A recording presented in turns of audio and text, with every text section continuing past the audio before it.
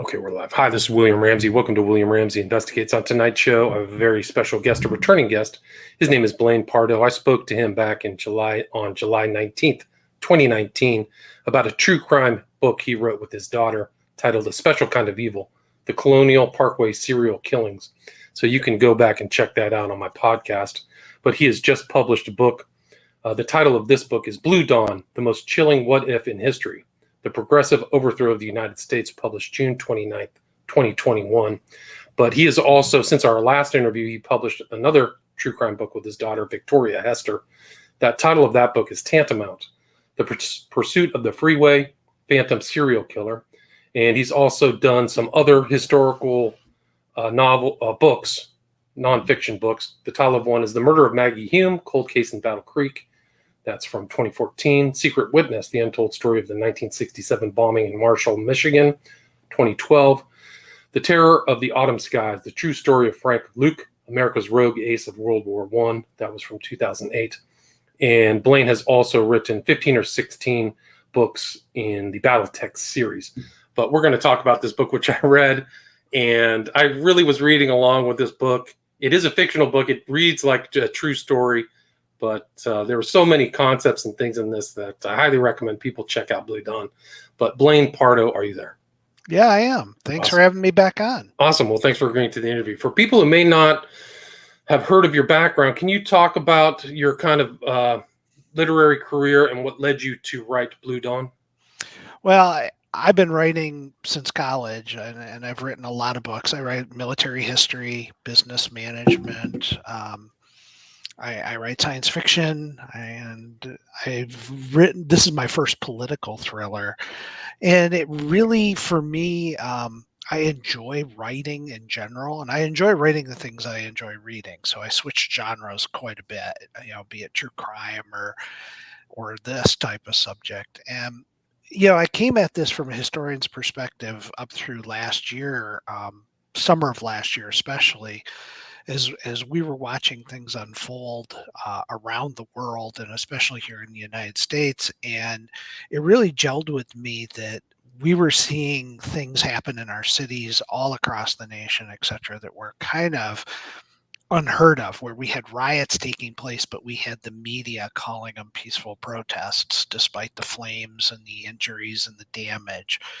And it really kind of gelled with me that what we needed from a conservative perspective was to actually have a book that kind of told the story of what would happen if they got everything they wanted. What would happen if the left and the extremists on the left got everything that they wanted. And so I've been mulling around parts of this story for a long time. I mean, many years, one chapter in particular. And it was like last summer really was the perfect impetus to bring this all together. I finished the book prior to the election. And when the events on January 6th happened, I literally had to call my publisher and go, look, this isn't a publicity stunt for the book. I know I cover this in the book, but I'm not staging this. This is actually a real thing. It's really fun to bring historical perspective and look at things from a historical perspective and put it in a fictional story, because I think that makes it more digestible to people. When you look So. at, I personally think people struggle with this. And if you put it out as a fact book, and if I had written this as nonfiction and said, this is what they're going to do, for every fact that's out there now, there's 6 counterfacts that are things that, immediately are thrown against it, where it's like, no, that's a lie, that's wrong. But when you do it in a fictional way, it makes it more digestible, I think, to a broader audience. And it gets them really thinking about it. And that's the feedback I've been getting from people, is that they're like, the part that I like about this book is the part that scares me about this book. It's really close. Agreed. And I think you really caught the atmospherics of this post-overthrow America. I think the kind of paranoia and the kind of psychosphere, you caught that in the book. Maybe wouldn't come through in a nonfiction book about these people being like looking over their shoulder all the time, having to adapt to this kind of ideology and all the stuff like that. But yeah. Yeah, Really good. it's a very challenging thing to do, and I really wanted to do it with an ensemble cast of characters, so that you get different perspectives of this. So, it's not about the culture that they're living in. It's about how people come to the realization that this is all corrupt and it's not working, and how can they change it. I was talking with somebody the other day, and they said, if all I don't know, if all this stuff went down, I'd be loading up my gun and going in, and I'd be immediately out there. But this stuff can happen so fast in the real world that you can't wrap your heads around it. And we saw that with January 6th. It was so quick that all the talk that people have of I'd be grabbing my gun and loading up and going, it evaporates in the real world. Right. And I mean, we've just seen this right now. I mean, I saw the Jen Psaki said that the government's going to be working with social media companies to flag inappropriate material. It's straight fascism. And that announcement was a jaw dropper for me, but it should scare the living daylights out of all Americans. Yeah, the unholy alliance that's taking place between the politicians, the radical groups like Antifa, and finally, big tech. To me, that was kind of core to this, was that Trinity is very dangerous. And yeah, I have to admit, one of my favorite parts of the book was blowing up all the headquarters of the big tech companies. Right. And I'm unabashed about that. To me, it felt good, because I I saw that where the audits recently, they've taken down their Twitter accounts. So, Right. you know, literally big tech is kind of going, we're not going to allow this sort of stuff and there can't be any questioning of the authority. You can't express anything other than the publicly accepted views of things. And I think a lot of Americans are seeing that happen or feeling it happen. And I really wanted to capture that a little bit for people so that they could go, okay, I'm not the only person that feels like this stuff's actually happening out there. Right, and I think you did. You cover so many different parts of the United States, one Palo Alto, California. So you're covering all that stuff. But yeah, the tech companies. What's really scary is they're taking, they're following orders from people in the back door. I think there was a Shiva Adurai lawsuit where somebody was from the government was influencing his Twitter account and all this stuff. Like, it's off the charts that it's actually happening. I don't know what's going on with the Department of Justice or why they're not looking into these events, but yeah. I mean, I think your book is really on point in that regard of all these really tyrannical, in my opinion, tyrannical big tech type actions that are also involved with the government. And you're like, you bring in so much of what's happening in the real world. So you bring in this new America where the history is just getting erased. Well, they changed the money. They want to change the flag. They changed the national anthem. Everything that is the heart and essence, are icons of what make this country, is under assault at this point. And it's under assault on so many various fronts. And anybody that even raises their voice against it gets smothered instantly and buried or outright threatened. Right. And so, yeah, you see all that, and you have parts of your kind of this new order that comes into power are born out of BLM and Antifa. And so, I mean, I think it's a cautionary tale or element of the book for people that, like we were talking in the pre-show, these are the type of people who are going to rule over us if this real progressive revolution takes place. What was one of the things I really wanted to capture was I looked at from a historian's perspective, and when you have radical groups like Antifa and these others that are out there who their goal is to overthrow the United States of America, destroy capitalism. I mean, it's right in their charters of some of their groups. When you're dealing with folks like that, if the revolution's over, what do you do with them? Well, they become just like Hitler's brown shirts, his stormtroopers, and they administer justice all on their own. They can show up at your house and decide that you're a radical. They can take things from you. They can shoot you. They're God, judge, and jury. And you're in this situation. We've seen this all summer last year, where we had politicians completely look the other way. when it came to Antifa, etc. And that's a dangerous slope to go down, because Antifa will at some point turn on everyone, because it's their goal to take down the organized system. So I really had to address that in this book. There was no way around that.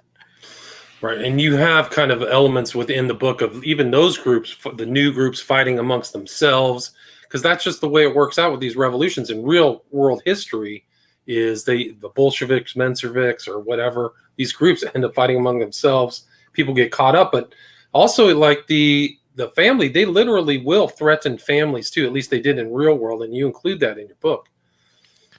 Yeah, I think it's important. One of the characters, his father's a historian who simply refused to kind of go along with this, and they sent him off to a social quarantine camp, for his own good, which is always how these things are presented. This is always for your own good. We're moving you somewhere where you won't be hurt by other people, and it's never what it really is, and we all know that.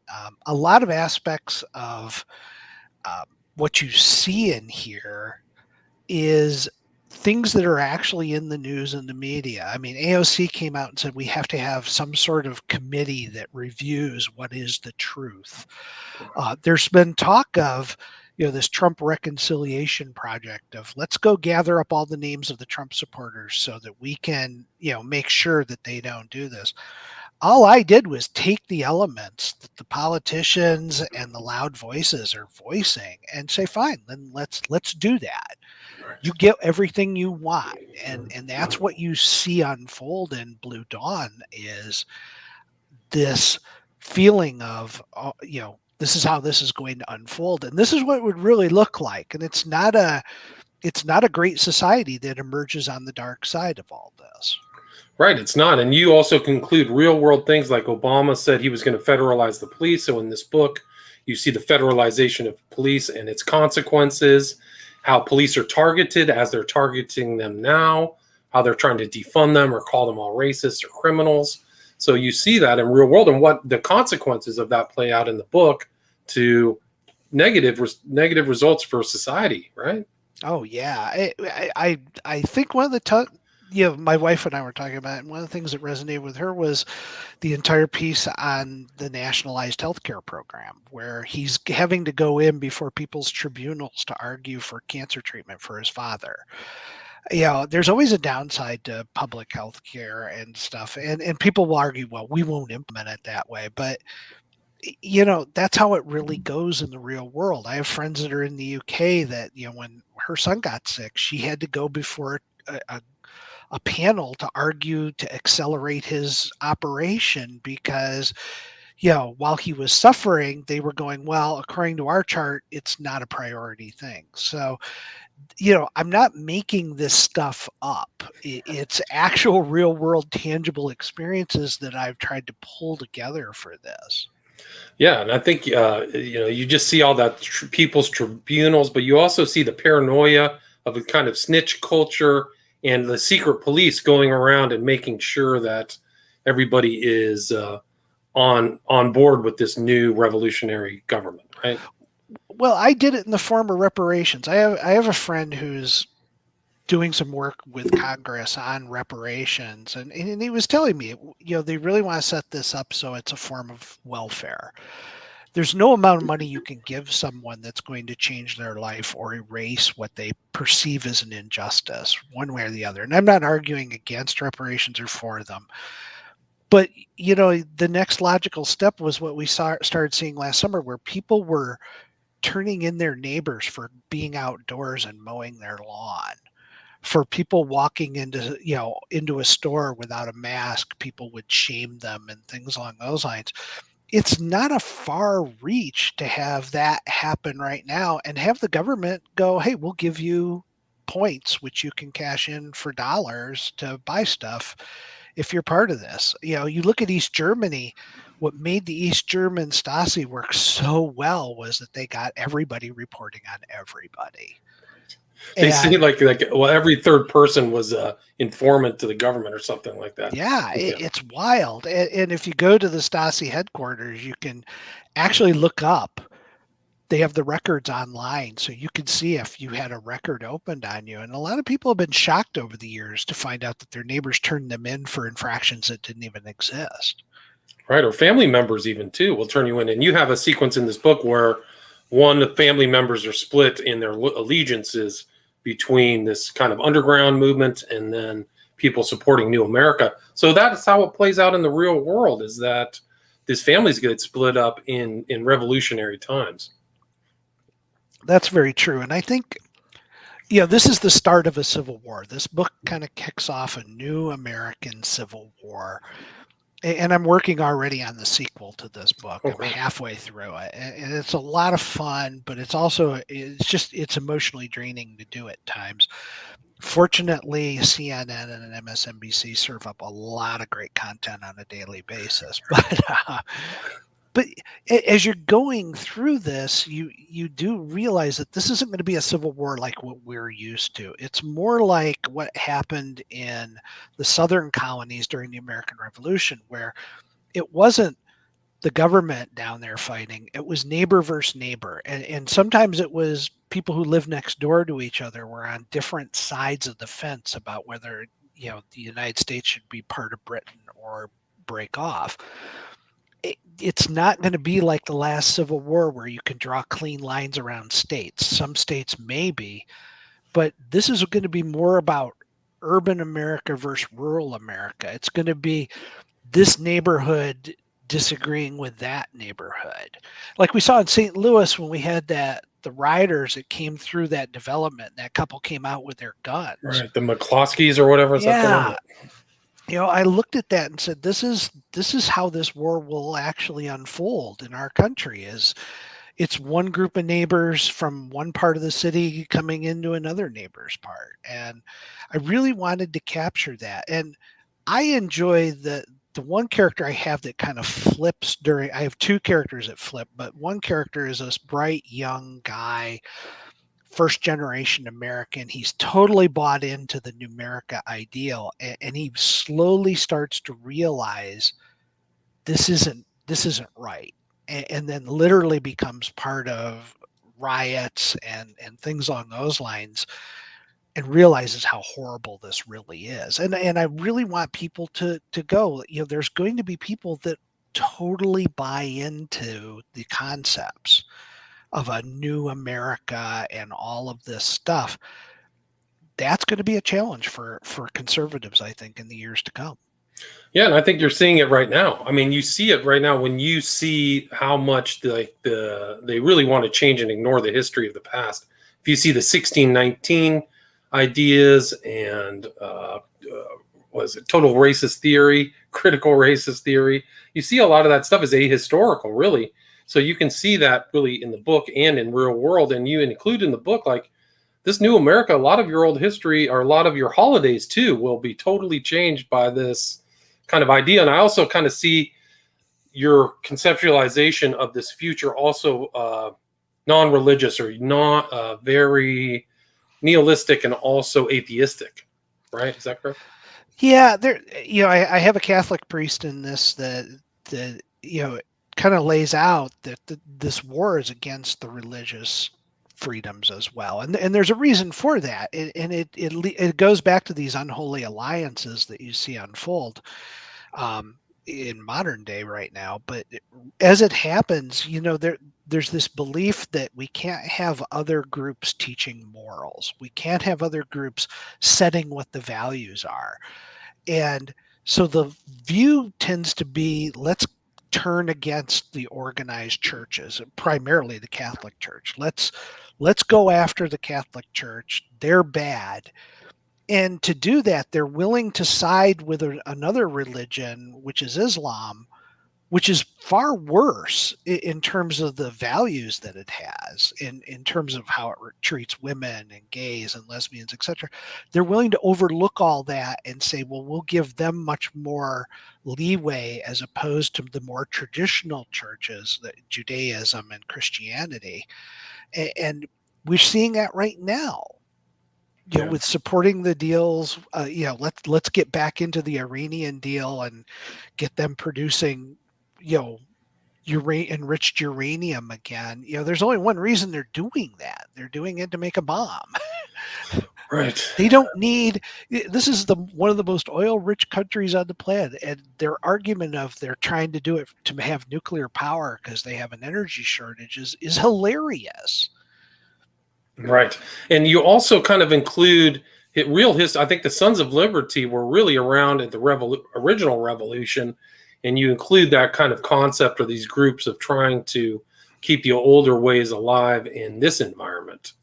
I think that would happen. I don't think it'll happen overnight the way a lot of people do. Because like I said, most people think, hey, if this goes down, I'm going to grab my gun and go out in my front yard and start shooting. It doesn't happen like that. But I think it's more of a gradual thing that will slowly build. And resistant, the tighter you squeeze, the more you inflict a change. I was a change manager in corporate America. The more you mandate a change, the more you force a change on people, the more resistance you get. And that's just part of it. Right. And so, I mean, you also include a lot of kind of slogans and this equality and equity concepts throughout this book. And you can really just see that in the current cultural warfare or culture comp that we're going through.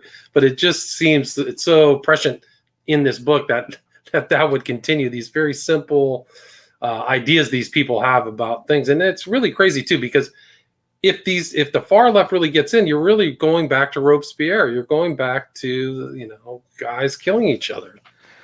And everybody looks at the French Revolution and says, well, that was a good thing. It led to Napoleon, and it led to a dictatorship ultimately. And in the end, the complete Reformation flipped on itself, and they turned. Robespierre was killed by his own revolutions. And that's what you're starting to see in this book, is that the left will start consuming itself eventually. It takes time, and that's a tricky part of this. But I've tried to walk this as delicately as possible.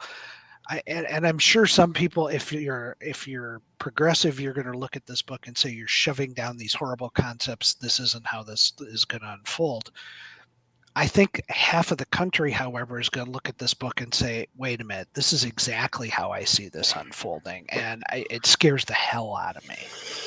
Yeah, it's a very scary concept to think if this comes into power. And you start off and your interlude is kind of seems like it's based upon the real event of the assault upon the White House that took place while Trump was there, and how it made the government look impotent, right? I mean, and I think you even say you got to call the military out, and the military doesn't even want to come out.